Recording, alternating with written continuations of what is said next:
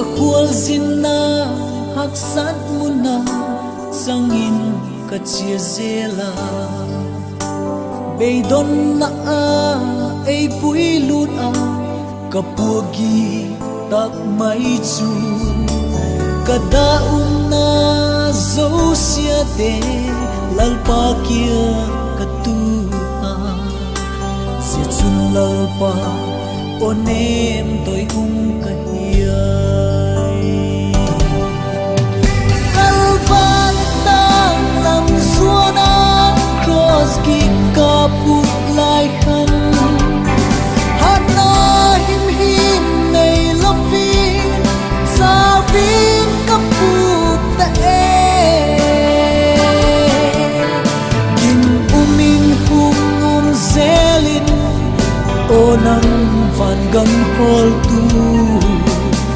la cross ki pu in a sui in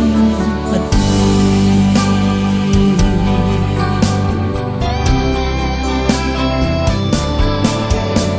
ka khol zin na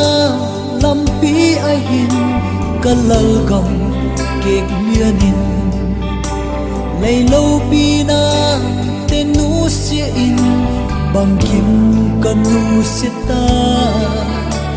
ti in ka ki suang se hi male lalpa o chun ka thin lunga ti hin ei hung vala chuna un nu sia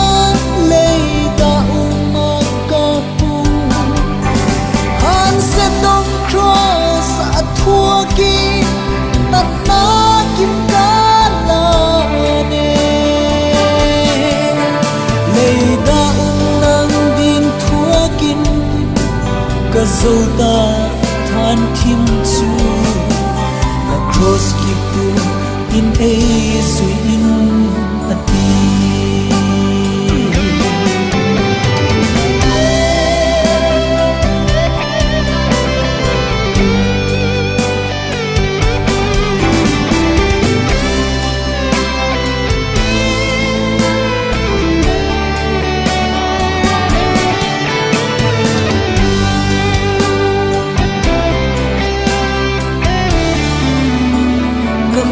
zina lampi ahin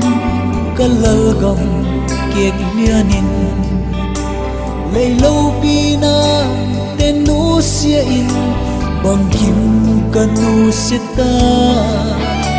ti in ka ki suang se hi male lalpa o chun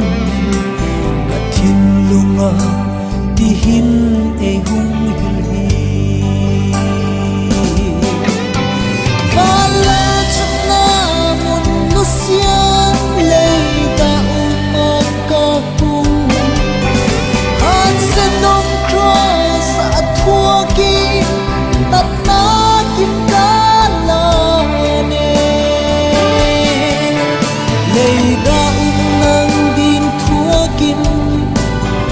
zo ta than thim chu la cross ki pu in a sui in